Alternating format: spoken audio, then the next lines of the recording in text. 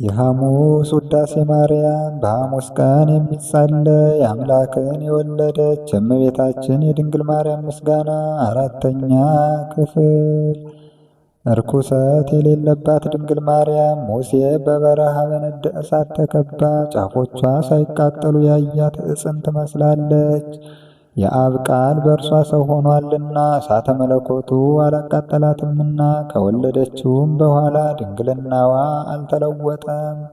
ሰውም ቢሆን ባሕርየ መለኮቱ አልተለወጠም፣ በእውነት አምላክ ነውና። እርሱ በእውነት አምላክ የሆነ መጥቶ አዳነን። ቅድስት ሆይ ለምኝልን፣ ለምኝልን። አምላክን የወለድሽ እመቤታችን ሆይ ሁላችን እናከብርሻለን፣ እናገንሻለን። ይቅርታሽ ለሁላችን ይሆን ዘንድ ነውና።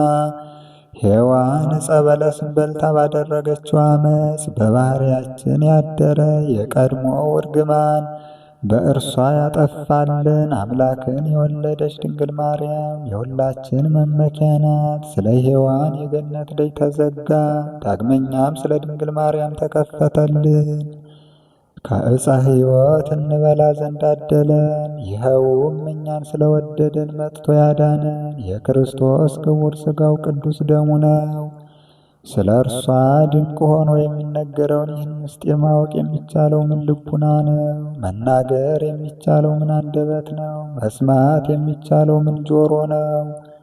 ሰውን የሚወድ እግዚአብሔር አንድ የሆነ አምላክነቱ ሳይለወጥ ከዓለም በፊት የነበረ የአብ ቃል ከአብ ዘንድ መጥቶ ልዩ ከሆነች እናቱ ሰው ሆነ። ከወለደችው በኋላም ድንግልናው አልተለወጠም። ስለዚህም አምላክን የወለደች እንደሆነች ታወቀች። የእግዚአብሔር የጥበቡ ስፋት ምን ይጠልቅ! በጻዕር በምጥ ተወልድ ዘንድ የፈረደባት ማኅፀን የሕይወት መገኛ ሆነች። ከባሕርያችን እርግማንን የሚያጠፋልን ያለ ወንድ ዘር ወለደችልን። ስለዚህም ሰውን የምትወድ ሆይ ክብር ላንተ ይገባል። ቸርና የሰውነታችን መድኃኒትም ነህ እያልን እናመስግነው። ቅድስት ሆይ ለምኝልን። ያለ ወንድ ዘር አምላክን የወለደች ድንግል የማኅፀኗ ሥራ ምን ይደንቅ! ምን ይረቅ! ለዮሴፍ የታየው መልአኩ ከእርሷ በመንፈስ ቅዱስ የሚወለደው ያለመለወጥ ሰው የሚሆነው የእግዚአብሔር ቃል ነው ብሎ መስክሯልና። ማርያም የዚህ ደስታ እጥፍ ድርብ የሆነ ጌታን ወለደችው። መልአኩ ቅዱስ ገብርኤል ልጅ ትወልጃለሽ፣ ስሙም አማኑኤል ይባላል አላት። ትርጓሜውም እግዚአብሔር ከእኛ ጋር ሆነ ማለት ነው። ዳግመኛም ወገኖችን ከኃጢአታቸው የሚያድናቸው ኢየሱስ ይባላል። በኃይሉ ያድነን ዘንድ ኃጢአታችንንም ያስተሰርይልን ዘንድ ለዘላለም ክብር ይግባውና ሰው የሆነ እርሱን አምላክ እንደሆነ በተረዳ ነገር አውቀነዋልና። ልዩ ከሆነች ድንግል ማርያም ይህ የአምላክ መወለድ ምን ይደንቅ! ቃልን ወሰነችው፣ ልደቱንም ዘር አልቀደመውም። ቃል ከአብ ያለ ድካም ወጣ፣ ከድንግልም ያለ ሕማም ተወለደ። በመወለዱም ድንግልናዋን አልለወጠም። ሰብአ ሰገል ሰገዱለት፣ አምላክ ነውና። ዕጣን አመጡለት፣ ንጉሥ ነውና። ወርቅ አመጡለት፣ ስለ እኛ በፈቃዱ ለተቀበለው መዳኛችን ለሆነ መዳኛችን ለሆነ ሞቱም ከርቤ አመጡለት። ቸርና ሰውን ወዳጅ የሆነ አንድ አምላክ እርሱ ብቻ ነው። ቅድስት ሆይ ለምኝልን። ከአዳም ጎን አንዲት አጽም መንሳት ምን ይደንቅ! ከአዳም ጎን አንዲት አጽም መንሳት ምን ይደንቅ! ምን ይረቅ! ከእርሱ ሴትን ፈጠረ፣ የሰው ፍጥረትን ሁሉ ፈጠረ። የአብ ቃል ጌታ ተሰጠ፣ ልዩ ከሆነች ድንግልም ሰው ሆነና አማኑኤል ተባለ።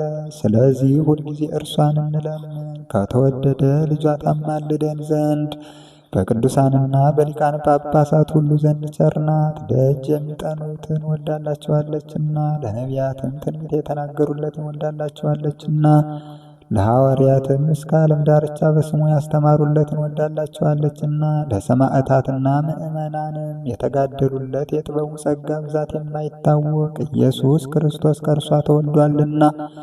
ይቅርታውን ብዛት መርምረን እንወቅ፣ መጥቶ አድኖናልና። ቅድስት ሆይ ለምኝልን።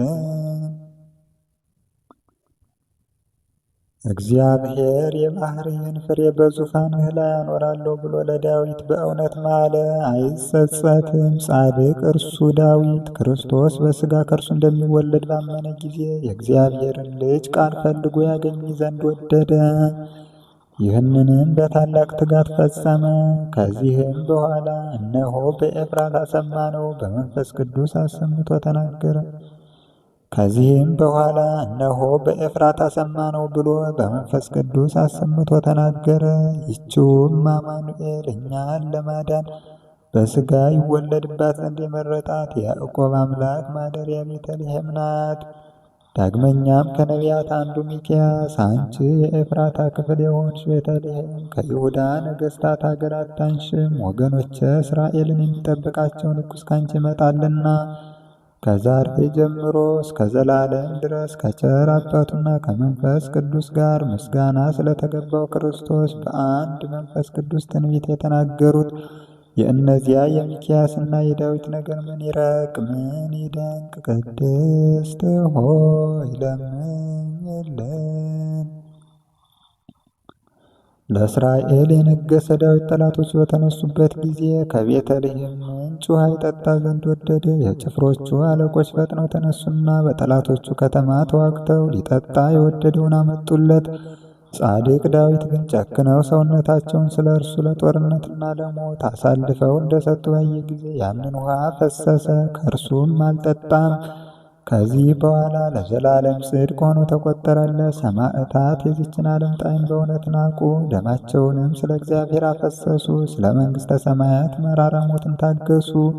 እንደ ይቅርታህ ብዛት ይቅር በለን። ቅድስት ሆይ ለምኝልን። ከቅድስት ሥላሴ አንድ ወልድ ከሰማይ ሰማያት ወርዶ ባሕርዩን በፈቃዱ ዝቅ አደረገና መጥቶ በድንግል ማኅፀን አደረ። ከብቻዋ ከኃጢአት በቀርም እንደኛ ሰው ሆነ። ነቢያት ትንቢት እንደተናገሩለት በቤተልሔም ተወለደ፣ ፈጽሞ አዳነን። ቅድስት ሆይ ለምኝልን።